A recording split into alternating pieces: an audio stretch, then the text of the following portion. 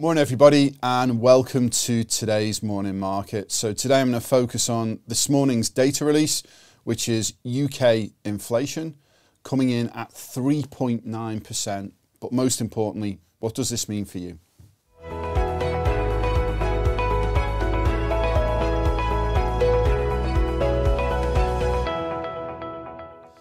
Okay, so let's dig a little bit deeper into the numbers. So as I said before, headline inflation came in at 3.9%.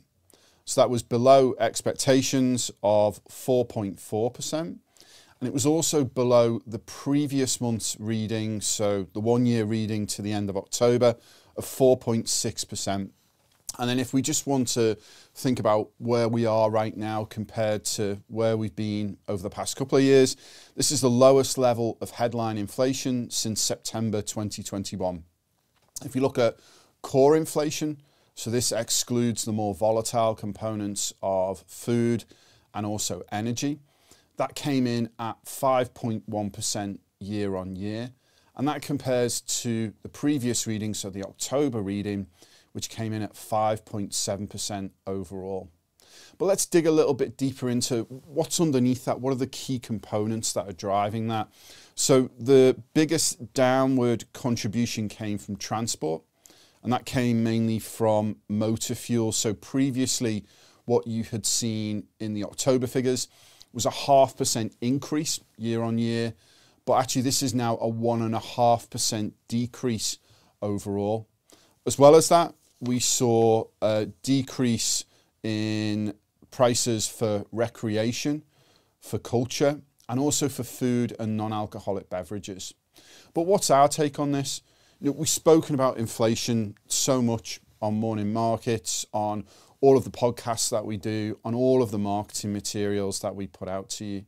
If we think around where we were last year, October 2022 was the peak of headline inflation in the UK, where inflation came in at 11.1%.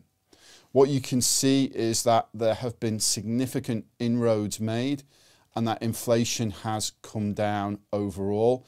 And we're really pleased that it actually came in below expectations for this month's data release. I think, it still is important to put this into context. It's double the government's 2% target. There's still some way to go.